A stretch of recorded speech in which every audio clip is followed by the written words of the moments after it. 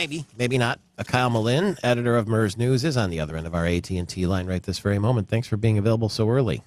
Hey, my pleasure, Michael Patrick. Hey, I read a lot of the details, and I know you have too, of what went on, where they were referring to Senator Smith being naked with a shotgun and hitting his ex-wife. Maybe that's her side of it. There are two sides of the story. And I know that everyone around town wants to know these details. And then I get into these details and I start to feel a little sick, like obviously this is a bad scene. And I feel badly going into that much detail. Is that wrong of me? No, I don't think so. This is just a police report that we're reading. And a police report is just raw information that's received. Yeah. And it hasn't been flushed out. It hasn't been verified. This is just information that police officers collect to then bring to prosecutors to determine what kind of charges are going to be brought, if there's going to be charges brought at all. And so, as a news agency, and I've done this many times, not with MIRS necessarily, but when I was a local reporter, a police report was gold. Because obviously people want to know what's going on. And so you kind of feed that knowledge with the police report. But people do have to realize when you read this stuff that this isn't stuff coming out at a trial. It's not, necessarily hard, cold facts. It's just what was gathered at that immediate time. So, in this system of government, we still have to keep in mind that somebody is innocent until proven guilty.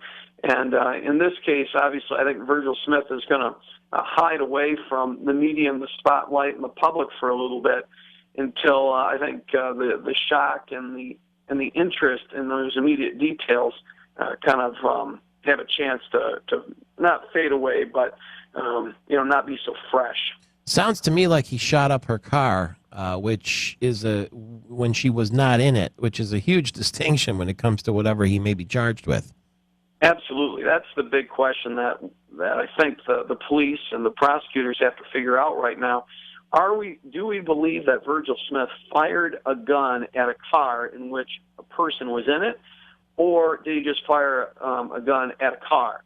Because there's an extremely huge difference. One would be attempted murder, and one is just shooting up an automobile, which isn't good, but it's not attempted murder. So they have to determine that right now, and I think that's probably why the prosecutor, and I'm just speculating here, but I would think that's why the prosecutor sent this back to the police, make sure that we get all the details here, and as to, was this ex-wife actually in the vehicle, or was she not, or was she hiding out somewhere and he knew that?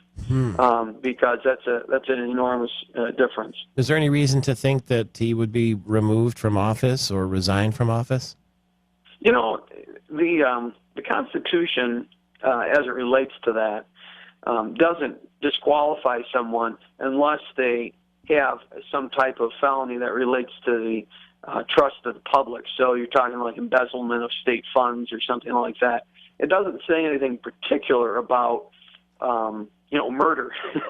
But the Senate rules do allow for the Senate to remove somebody if they don't feel like they're fit for office. And they have done that before with former Senator David Jay, who we all remember being a colorful character, not necessarily in a good way.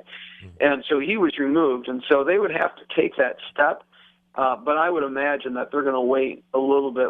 They're going to wait a while on this just to see what kind of details emerge and how bad it looks, and then take steps after that. And who knows? I mean, if it turns out to look really bad, he may resign himself. They might not even have to take that step. I think it's just a little too early yet to know one way or the other on how that's going to shake out. But it is possible to remove somebody. I will look for that Daisy dog of yours in the car line at St. Gerard today, and I'll see you soon and read you even sooner.